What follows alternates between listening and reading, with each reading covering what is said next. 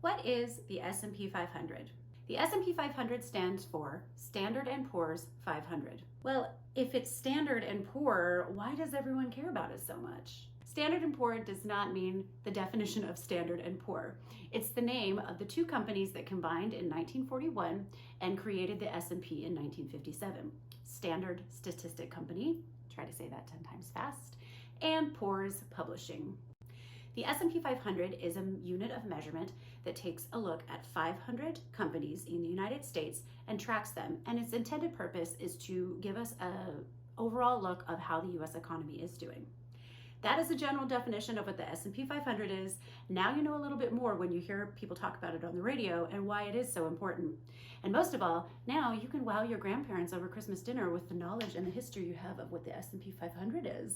Fun! If you like this video, head over to my YouTube channel and subscribe. I really appreciate it.